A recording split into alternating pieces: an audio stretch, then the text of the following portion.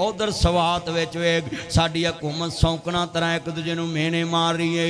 किड़ा पंजाब हुकूमत केपी नूं मेहने मार रही है, सिंध हुकूमत केपी नूं मेहने मार रही है। ऐ जी सवात दे अंदर बंदे 18 जी डसके दे अल्लाह नूं प्यारे हो गए। मैं इत्थे एक जुमला कवांगा, हुकूमत पाकिस्तान नूं चाहीदा वे किसी सूबे विच भी कोई आफत आवे ते कोई मेहने ना मारिया करो, बल्कि अपने अपने जहाज लैके पहुँच जाया करो, अपने अपने हैलीकॉप्टर लैके पहुँच जाया करो, अपनी अपनियां सवारियां लैके उत्थे पहुँचया करो। एक पाकिस्तान दे बशिंदियां दी तुसीं जे हिफाजत नहीं कर सकते, हाय जहाज बना ले, एटमी मुल्क बन गया।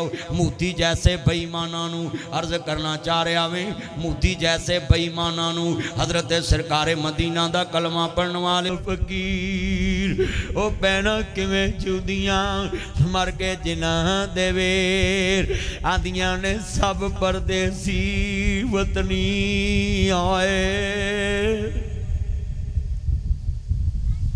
वीर मोड़ मुहारा आ जा मेरे सोने मीरा, तेनों बैठी वाजा मारा। मिट गए नक्शे कदम वेर दे, मैनू वेला आवे खावन वेख गरानू। जदरे लगे मेरिया अखियां लाया सावन, हो डिगर वेले जद कुड़ियां आपो अपने वेर खड़ावन। वाइयां मोई समझ के मैथों अपने वेर लगावन, हो शाला मरन न वेर किसे दे, ते ना होन न मानिया बहना।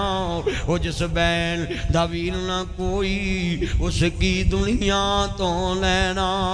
इन्ना लिल्लाहि व इन्ना इलैहि राजिऊन। मेरे इमाम ने खुतबा दिता है 10 मुहर्रम की सुबह हो गई है। कूफियो जान दे जे मैं कौन आ, मैं नाना रसूल दा प्यारा दोतरा हुसैन आऊँ, मैं अली दा प्यारा लाल हुसैन आऊँ। उन्होंने जालमा ने जमगठे नाल हमला किया, असर दा वेला है, मेरा इमाम जख्मी हालत जमीन ते पिया है। उधर अली अकबर कुर्बान, हजरत दोस्ता 25 साल दा कासम कुर्बान। वला तकूलू लिमन युक्तलू फी सबीलिल्लाह अम्माद, जेड़े अल्लाह दे रस्ते च मारे जान उन्होंने मुर्दा गुमान नहीं करना। सैयद नमाज दी हालत है जदों मैदान करबला सैयदजादे दी कुर्बानी वाक़या हुई है। मेरा हुसैन शहीद हो गया वे, खैमे लुटे गए ने, खानदान रसूल नूं कैदी बना लिया वे। लोकां दियां इमाम ज़ैनुल आबिदीन आंदे ने पुप्पी रोंदी क्या वे मेरा पुत्र आबद। लोकां दियां धीआं उजड़न भरा आ जांदे ने, नानके दादके आ जांदे।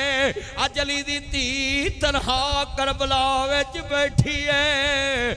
लोकां दियां जद उजड़न थियां टुर जांदियां ने पेके, मैं उजड़ी किस पासे जावां सौरे रहना।